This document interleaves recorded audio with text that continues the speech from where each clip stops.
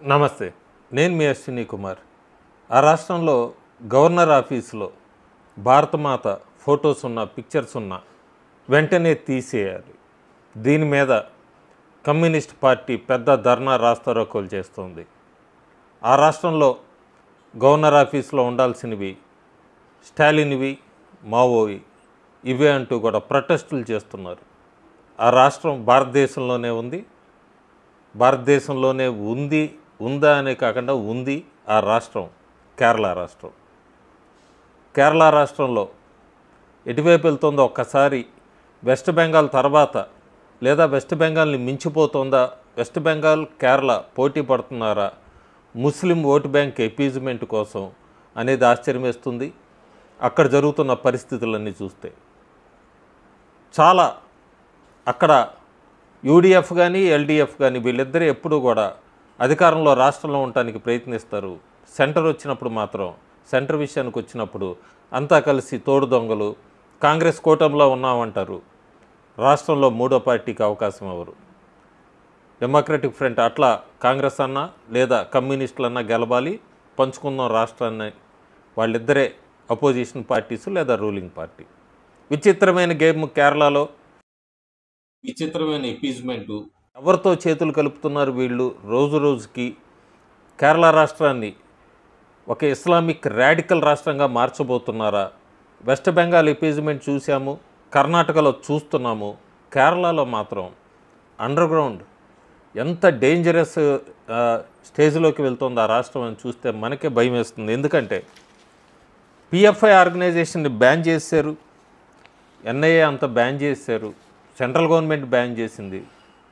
పిఎఫ్ఐని ban చేసినా కూడా కేరళ లాంటి రాష్ట్రంలో పిఎఫ్ఐ యాక్టివిటీస్ నడుస్తూనే ఉన్నాయి. ఒక కొత్త విషయం వెలుగులోకి వచ్చింది, భయంకరమైన విషయము.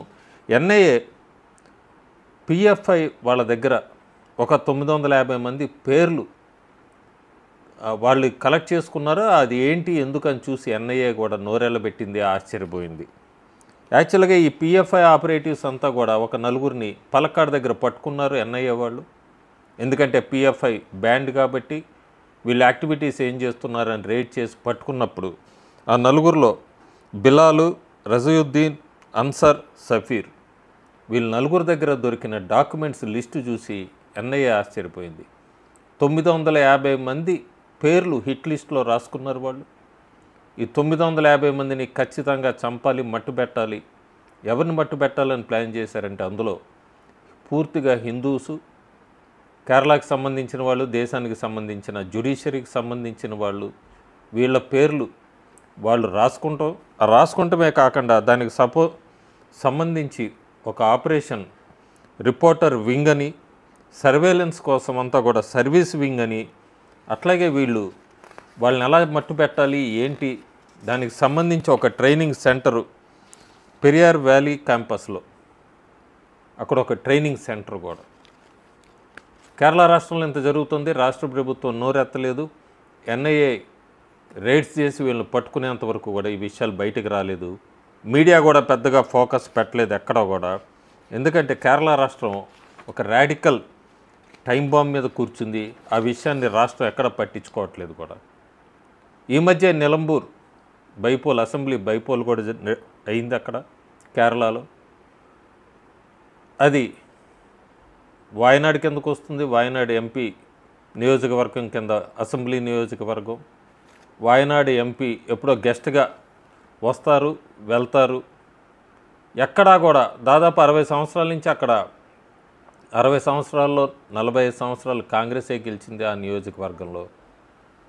వాయనాడు ఎంపీ అక్కడ అసలు ఏం నడుస్తుంది, ప్రచారానికి వచ్చినప్పుడు కూడా వాళ్ళకి ఏం హామీలు ఇద్దాము, ఎట్లా డెవలప్ చేద్దాము. ఈ 45 సంవత్సరాల్లో కాంగ్రెస్ గెలిచినా కూడా ఆ నియోజకవర్గంలో ఎక్కడా కూడా అభివృద్ధి లేదు. కనీసం ఈసారి బైపోల్లో గెలిపించండి, మీకు ఈ పనులు చేసి పెడతామని కనీసం వాయనాడు ఎంపీగా ప్రచారానికి వచ్చిన ప్రియాంక గాంధీ కూడా ఒక్క మాట మాట్లాడలేదు. కానీ విదేశాల్లో పాలస్తీనాకు సంబంధించో లేకపోతే వేరే ఎక్కడైనా వాళ్ళ విషయం గురించి మాట్లాడారే తప్ప ఎక్కడా కూడా నియోజకవర్గం గురించి ఎన్నికల ప్రచారంలో ఎక్కడా కూడా నోరెత్తింది లేదు. ఇంకా చాలా డేంజరస్ గేమ్ అని ఇందాక ఎందుకు చెప్పానంటే, కాంగ్రెస్ పార్టీ ఆ ఎన్నికల్లో వెల్ఫేర్ పార్టీ అని, వెల్ఫేర్ పార్టీ అంటే పొలిటికల్ అవుట్ఫిట్ ఆఫ్ ఒక టెర్రరిస్ట్ ఆర్గనైజేషన్ జమాయితీ ఇస్లాం, వాళ్ళతో కలిసి పొత్తు అనుకోవచ్చు, మద్దతు అనుకోవచ్చు. వాళ్ళతో కాంగ్రెస్ పార్టీ ఈ బైపోల్కి వెళ్ళినప్పుడు, ఇంకో పక్క అపోజిషన్గా ఉన్న communist party of Marxist CPI వాళ్ళు పీడీపీ అని ఇంకొక టెర్రరిస్ట్ ఆర్గనైజేషన్ పార్టీ. ఎందుకన్నానంటే టెర్రరిస్ట్ ఆర్గనైజేషన్ అని, పీడీపీ పార్టీ ఎవరిదంటే అబ్దుల్ నజార్ మదాని. ఈయన 1998లో కోయంబత్తూరు బ్లాస్టుల్లో సూత్రధారి, 58 మంది ప్రాణాలు కోల్పోయారు కూడా. అప్పుడు పీడీపీ అనే పార్టీతో కమ్యూనిస్టులు, జమైతీ ఇస్లాంతో కాంగ్రెస్ పార్టీ మద్దతుతో ఈ నెలంబూర్ అసెంబ్లీ ఎన్నికలు బైపోల్కి వెళ్ళారు. ఇద్దరు చెరి పార్టీలు యాంటీ నేషనల్ గ్రూప్స్తో చేతులు కలిపి ఆఖరికి ఏం సాధించినాయి ఏంటి అంటే, స్ట్రైట్ క్వశ్చన్ అడగాలి, కాంగ్రెస్ లేదా యునైటెడ్ డెమోక్రటిక్ ఫ్రంట్కి. అప్పటిదాకా ముస్లిం లీగ్తో ఉన్న కాంగ్రెస్ పార్టీ జమైతీ ఇస్లాంతో ఎందుకు చేతులు కలిపింది అంటే, ముస్లిం లీగ్ని ఎక్కువ మంది ముస్లిమ్స్ వదిలేసి ఈ టెర్రరిస్ట్ ఆర్గనైజేషన్లో చేరారు, అందుకే వాళ్ళతోనే మద్దతుగా వెళ్ళటం మంచిదని కాంగ్రెస్ భావిస్తోందా? లేదు, ఈ కాంగ్రెస్ ఎపీజ్మెంట్, ముస్లిం ఎపీజ్మెంట్స్ కోసం ఈ టెర్రరిస్ట్ గ్రూప్సే బాగున్నాయి, ఈ టెర్రరిస్ట్ గ్రూప్స్ అయితేనే మనకి మంచిది అని చెప్పి వాళ్ళతోనే ముందుకెళ్ళి ముస్లిం లీగ్ని పక్కకి పెట్టేశారా? సిపిఎం అయితే పీడీపీ కనీసం 100 ఓట్లు కూడా లేని పీడీపీతో ఎందుకు చేతులు కలిపింది సిపిఎం? అంటే మాకు కూడా ఒక టెర్రరిస్ట్ ఆర్గనైజేషన్ గ్రూప్ మద్దతు ఉందనే రాష్ట్రంలో ప్రజలకు తెలియటం కోసమా? ఎందుకు అనేది ఎవరికీ తెలియదు. ఇక వీళ్ళు మాట్లాడేది, కాంగ్రెస్ పార్టీ పూర్తిగా మాట్లాడుతూ ఉంటుంది, కాన్స్టిట్యూషన్ ఎప్పుడు థ్రెట్లో ఉందని చెప్పి సోదరిమణి ఇద్దరు పుస్తకాలు పట్టుకుని కాన్స్టిట్యూషన్ ప్రచారాలకు వెళ్తూ ఉంటారు. నిజమేంటంటే వీళ్ళు ఎవరితో చేతులు కలిపారు? జమైతీ ఇస్లామిక్ నేషన్ కింద ఇస్లామిక్ టెర్రరిస్ట్ గ్రూపు యూడిఎఫ్ని సపోర్ట్ చేస్తుంది కేరళలో. ఇట్లాంటి వాళ్ళతో వీళ్ళు చేతులు కలిపి ఎన్నికలకు వెళ్ళారు. దీన్ని బట్టి అర్థమవుతుంది కేరళ రాష్ట్రం ఆ పిఎఫ్ఐ యాక్టివిటీస్ బ్యాన్ కాలేదు, స్లీపర్ సెల్స్ పనిచేస్తూనే ఉన్నాయి. హిందూస్ని వీళ్ళందరినీ టార్గెట్గా 950 మంది పేర్లు బయటపడినాయి. అట్లాగే అక్కడ ఉన్న కాంగ్రెస్, సిపిఎం చెరొక టెర్రరిస్ట్ ఆర్గనైజేషన్ గ్రూప్స్కి మద్దతుగా నడుస్తున్నాయి. దేశం కోసం లేదా అక్కడ రాష్ట్ర అభివృద్ధి కోసం చెప్పి బీజేపీ పార్టీ ముందుకెళ్తుంటే అక్కడ కార్యకర్తల్ని దారుణంగా చంపుతున్నారు. కేరళలో జరుగుతున్న రాక్షస వికృత క్రీడ ఇదే. ఇది మీడియాలో, నేషనల్ మీడియాలో, కేరళలో ఎట్లాగో రీజనల్ మీడియా పెద్ద ఫోకస్ చేయదు ఈ పిఎఫ్ఐ విషయం.